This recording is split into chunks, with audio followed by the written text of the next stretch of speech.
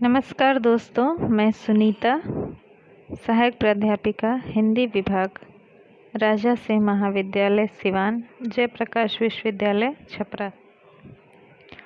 आज हम स्नातक द्वितीय वर्ष हिंदी प्रतिष्ठा के चतुर्थ पत्र में संकलित नाटक लहरों के राजहंस का ये चौथा भाग व्याख्यान का, जिसमें कि तीसरे अंक की व्याख्या करेंगे। नाटक का तीसरा और अंतिम अंक। यह अंक शुरू होता है, दृश्य वही है सुंदरी का कक्ष,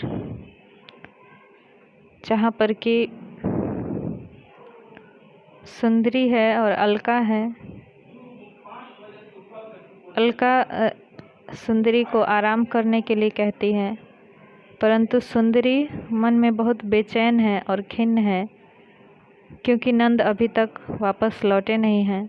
इंतज़ार करते करते वो परेशान हो चुकी है और अपने माथे पर जो सूचक चिन्ह बनाया था बिंदी का, वो भी बार बार गीला करती है कि अब शायद आ जाएं, परंतु जब हद हो जाती है तब वह वहाँ पर पानी डालना छोड़ देती है और उसको सूखने देती है।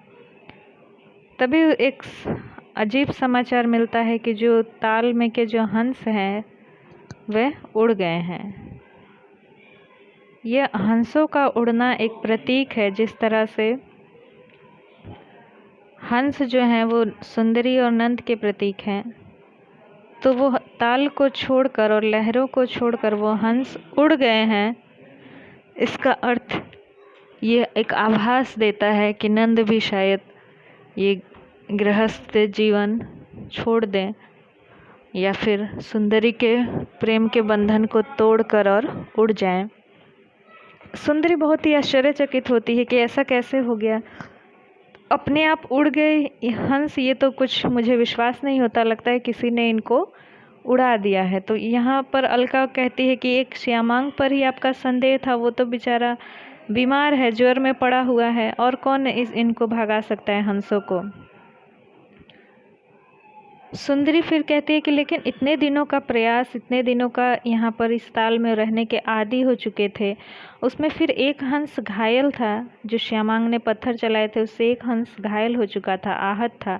आखिर किस तरह वह उड़कर, उन्होंने ये फैसला किया होगा उड़ने का, और किस तरह वह अपने आप ही उड़ गए ताल को और आरामदायक जीवन को छोड़कर।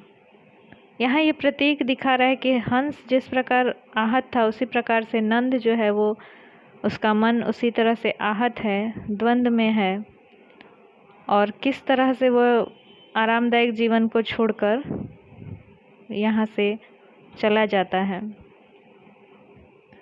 सुंदरी किसी तरह से अलका सुंदरी को आराम करने के लिए कहती है और उसके झूले पर लिटा देती है, उसका सिर दबाती है, और इस तरह से सुंदरी को कुछ नींद आ जाती है थोड़ी देर।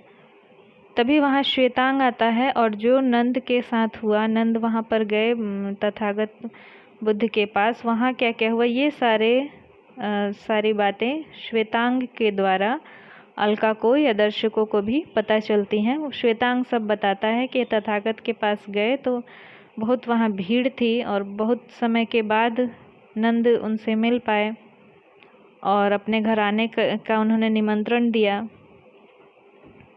लेकिन तथागत ने इस पर कुछ नहीं बोला, क्योंकि सुबह ही वो भिक्षा के लिए आ चुके थे और नंद के घर से कोई नहीं निकला, तो इस कारण तथागत कुछ नहीं बोले उस पर, और उसको, नंद को अपने साथ विहार में ले गए और उनको और दीक्षित करने का काम शुरू हो गया। वहाँ पर नंद को जब दीक्षित किया जा रहा है तो वह ये मना भी नहीं कर पा रहे हैं कि हम ये दीक्षा नहीं लेंगे या हम भिक्षु नहीं बनना चाहते हैं, और वो कह भी नहीं पा रहे हैं कि हाँ हम इसके लिए राजी हैं। वो चुपचाप हैं और उनके बाल उतरवा दिए जाते हैं, भिक्षुक बनाने की क्रिया शुरू हो जाती है, और वो उसी तरह से चुपचाप जैसे जैसे कहा जाता है वैसे करते जाते हैं। परंतु जब तथागत उनको भिक्षा पात्र देते हैं तो वहाँ पर वो नहीं लेते हैं भिक्षा पात्र, और बिना प्रणाम किए वहाँ से चले जाते हैं।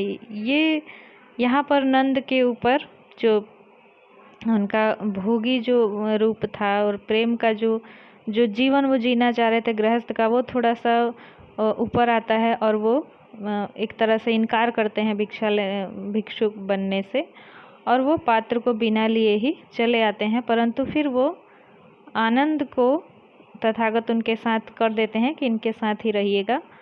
और नंद जो है वो घर ना आकर के वन की तरफ चले जाते हैं। इतना ही श्वेतांग को ज्ञात है, वो सब बताता है अलका को।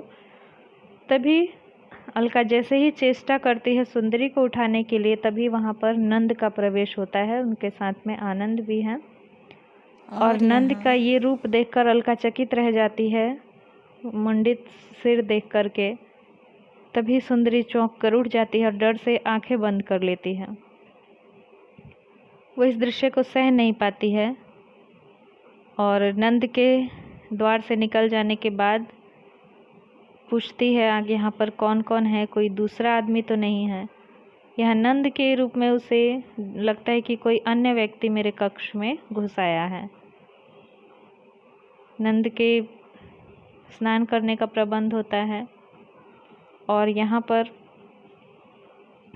नंद आता है और कहता है कि मैं तो अपने आप को एक टूटे हुए तारे के समान, नक्षत्र के समान समझता हूँ कि जिसका कोई स्थायी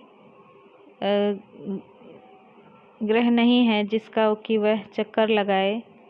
सुंदरी स्वयं को वह ग्रह समझती है कि नंद जिसके चारों तरफ इर्द गिर्द चक्कर लगाए, परंतु नंद स्वयं को टूटा हुआ नक्षत्र समझता है जो अपने लक्ष्य से भटक चुका है और जिधर उसको परिस्थितियां ले जाती हैं उधर ही वह जाता है। वह सुंदरी से यही कहता है कि क्या तुम मेरे केश विहीन चेहरे को नहीं बर्दाश्त कर पा रही हो। वो कहता है मैं तथागत से जाता हूँ और जाकर पूछूंगा कि उन्होंने मेरे केशों का क्या किया, क्या वह मुझे लौटा सकते हैं। यहाँ केश लौटाने का क्या अर्थ है कि वापस से गृहस्थ जीवन में आने के लिए वो चाहता है कि पुनः मैं पहले की तरह हो जाऊं और सुंदरी जो है वह उसमें कोई अंतर ना देखे।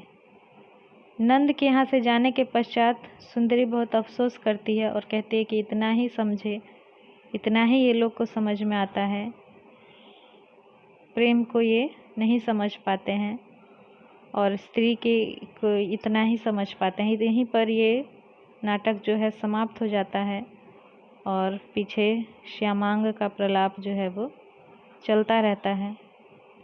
ये इस नाटक का अंतिम अंक है, तीसरा, और यहाँ पर यह नाटक समाप्त हो जाता है। तो इस तरह से हमने देखा कि लहरों के राजहंस जो है वो ऐतिहासिक आधार पर बनाया हुआ वर्तमान आधुनिक समय के मनुष्य के द्वंद्व का नाटक है। वो द्वंद्व किसी भी दो चीज़ों को लेकर हो सकता है, पैसा और प्रेम को लेकर हो सकता है, आत्मसम्मान और प्रेम को लेकर हो सकता है, या फिर कोई भी ऐसे मूल्य जीवन में जो दो के भी बीच में द्वंद्व चलता है और मनुष्य समझ नहीं पाता है कि किसको चुने। वही द्वंद्व इस नाटक में दिखाया गया है। और इसमें प्रतीकों की बात मैंने बताई थी कि बहुत से प्रतीकों का इसमें इस्तेमाल किया गया है। जैसे कि दर्पण है, तो वो दर्पण का हिलना जो है वो नंद के अस्थिर मन का प्रतीक है। दर्पण का टूटना सुंदरी के स्वाभिमान के टूटने का प्रतीक है। सुंदरी के अहंकार, घमंड के टूटने का प्रतीक है। हिरण का मृत जो हिरण है वह मनुष्य के अपनी ही इच्छाओं द्वारा आहत हो जाने का प्रतीक है। इसके अतिरिक्त व्याघ्र से लड़ाई, यह मनुष्य के अपने अंदर के द्वंद्व का प्रतीक है। और हंस जो है, राजहंस, वह नंद और सुंदरी के प्रतीक हैं। ताल जो है वो संसार का प्रतीक है। लहरें, जो उस ताल में लहरें उठती हैं, वह परिस्थितियों का प्रतीक है। जिस तरह से लहरें हंसों को इधर से उधर ले जाती हैं, उसी तरह परिस्थितियां मनुष्यों को इधर से उधर ले जाती रहती हैं। तो ये नाटक प्रतीकों पर आधारित है, इसमें ये सारे प्रतीक हैं और ऐतिहासिक आधार पर आधुनिक काल के समस्याओं का इसमें वर्णन किया गया है। केंद्रीय पात्र इसमें सुंदरी और नंद हैं और चरित्र चित्रण सुंदरी का और नंद का अवश्य चरित्र चित्रण आप लोग कर लेंगे। और इस नाटक की कथा वस्तु का सार, प्रतीकों के विषय में भी प्रश्न पूछे जाते हैं परीक्षा में कि किन किन प्रतीकों का प्रयोग किया गया है, उनका क्या अर्थ है। तो इस तरह से ये नाटक का ये अंतिम भाग था। आज के लिए इतना ही। अगले व्याख्यान में कुछ अन्य लेकर के आएंगे। आज के लिए इतना ही। धन्यवाद।